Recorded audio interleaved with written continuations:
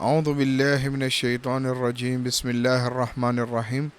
Welcome to our second podcast in regards to mafahim and lessons from the Quran. So, as the second podcast, today we'll be talking much lesser compared to the previous podcast, and I will try to make it shorter than last time. Alhamdulillah, there was no complaint. Really sorry for the long video. I'll try to make this a shorter one, inshallah. So today we'll talk in beliefs in the prophets of Allah is belief in a constructive and purposeful process. To summarize the key points of the past lessons that we did on the first podcast: Tawhid, prophethood, resurrection, imamat, prayers, fasting, hajj, jihad, enjoining good and forbidding evil, and so on.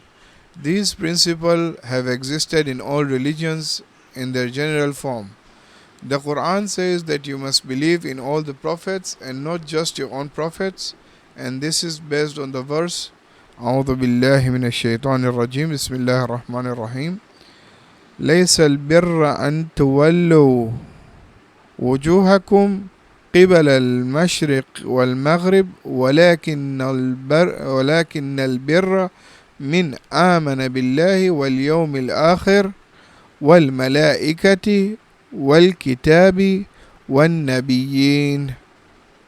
Righteousness is not that you turn your faces towards the east or west, but true righteousness is in one who believes in Allah, آمن بالله, واليوم الآخر, the last day, والملائكة, the angels, والكتاب, the book, والنبيين, and the prophets. Surah Al-Baqarah, verse 177.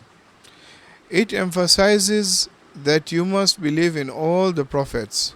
What is the philosophy and role of believing in all the prophets in our lives? Its role is to ensure that you do not believe in something exceptional or random, but rather that you believe in an ongoing process of guidance, leadership, divine grace, the struggle between truth and falsehood, and ultimate victory of truth over falsehood. This is not a random or exceptional matter.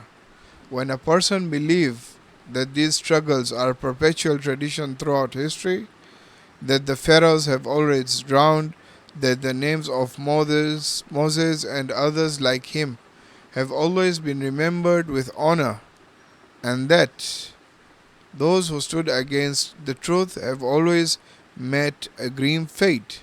This belief in a historical process and a purposeful flow has a constructive role. So far, we have gone through the principles and fundamentals of our religion that have existed in all religions.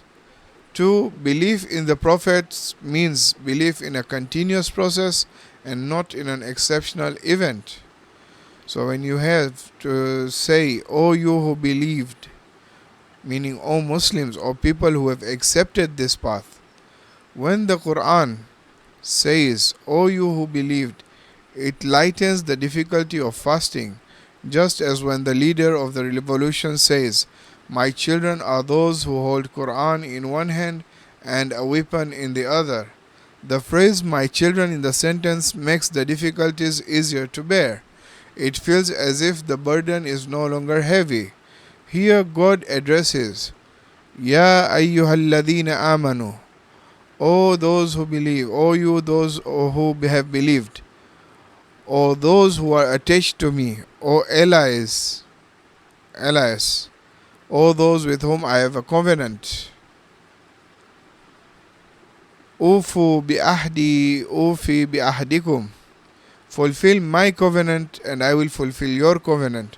Surah Al-Baqarah, verse 40. Fadhkuruni adhkurukum. So remember me, I will remember you. Surah Al-Baqarah 152.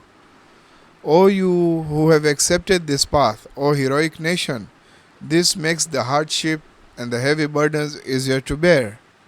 If we want someone to lift a heavy load and we say, O champion, come and show your strength, you will rise to the occasion. But if we say, "Oh, weak one, get up and try," you will not move.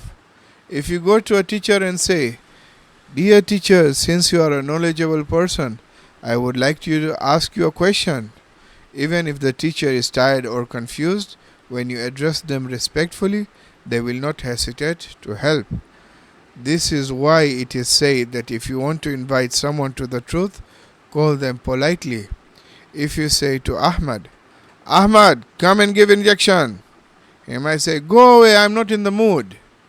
But if you say, "Respected doctor, Assalamu alaikum, how are you? Please, will you come and have give an injection?" Then obviously I will come without a hesitation, because the way I was approached. In short, if we address the one giving the injection as respected doctor, it elicits a positive response.